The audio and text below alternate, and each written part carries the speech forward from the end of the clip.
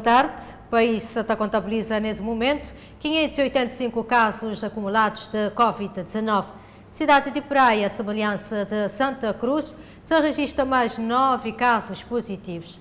Dados que te referem a exames realizados no Laboratório de Virologia de Praia e de São Vicente, de dia 8 de junho.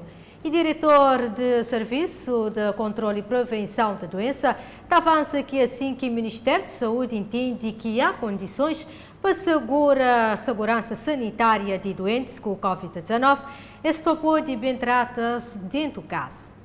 Esta questão tem sido equacionada pelo Ministério da Saúde já há algum tempo, inclusive foi feito um trabalho com um grupo de técnicos da área social.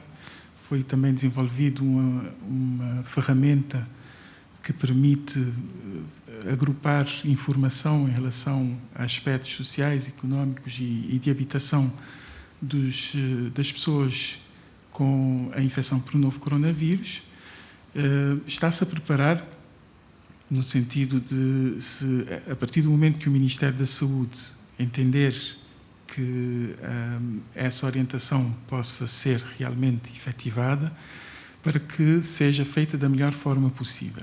Nós continuamos a relembrar às pessoas que o objetivo de deixar as pessoas num isolamento institucional é no sentido de garantir que todas as medidas de prevenção e de precaução estão a ser acauteladas, relembrando também que houve situações que nós todos tivemos conhecimento de pessoas que durante o estado de emergência não cumpriram com as medidas que tinham sido emanadas pelo Governo.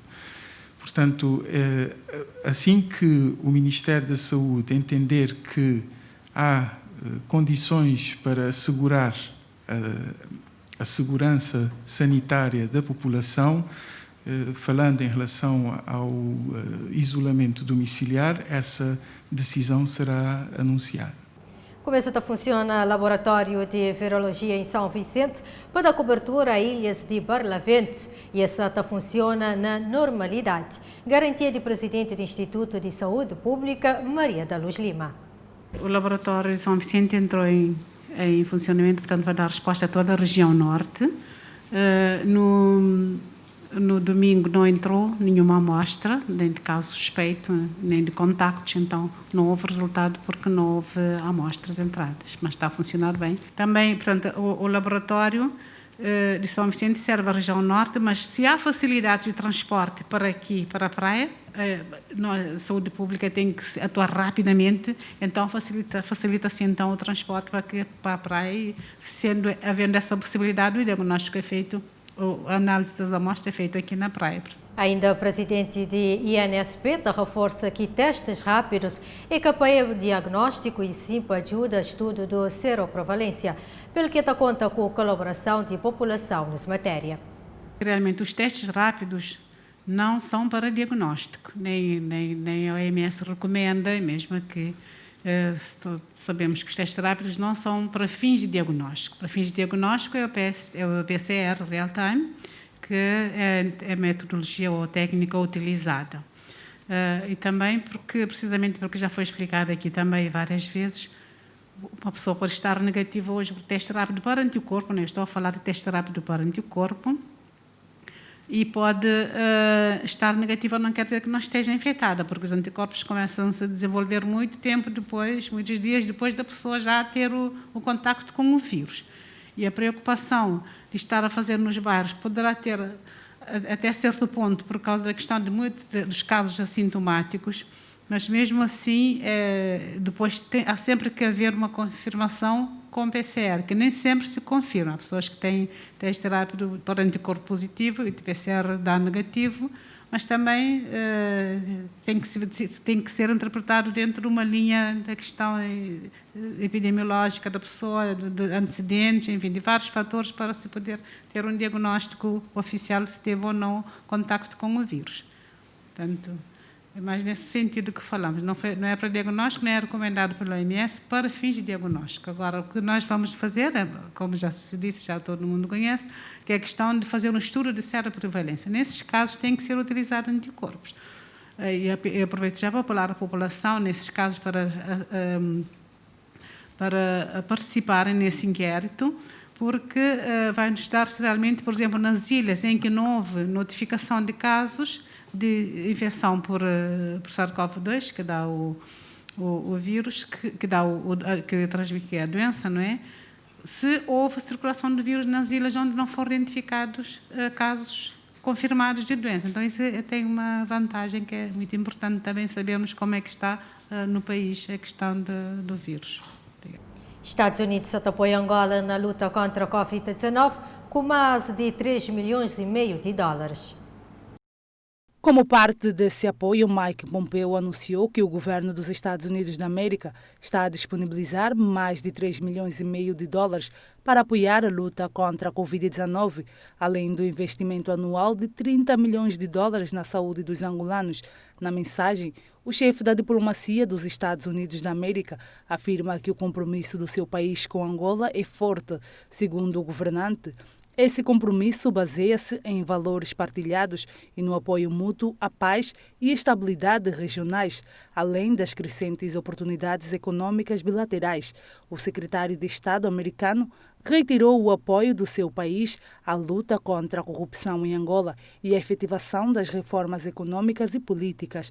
Mike Pompeo manifesta satisfação pela recente visita que efetuou a Angola e diz que aguarda com expectativa a oportunidade de trabalhar com o atual ministro das Relações Exteriores para reforçar as relações bilaterais.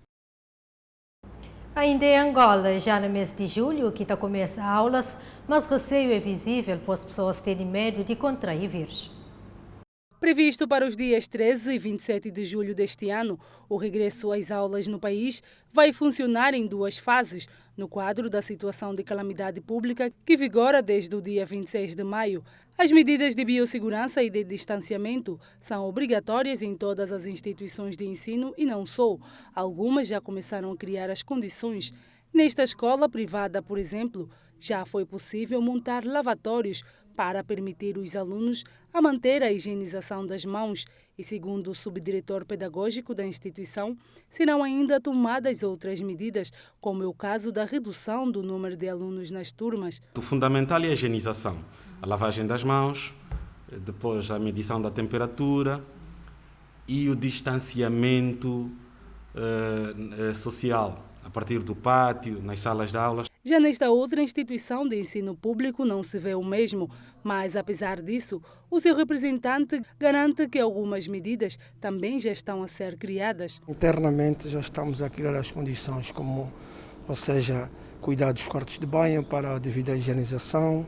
Estamos a preparar o material interno que a escola tem para que quando as aulas sejam retomadas, os alunos tenham aquilo que são as medidas de precaução. Por sua vez, o diretor nacional do Ensino Geral garantiu que o Ministério da Educação já está a criar todas as condições de biossegurança nas escolas públicas.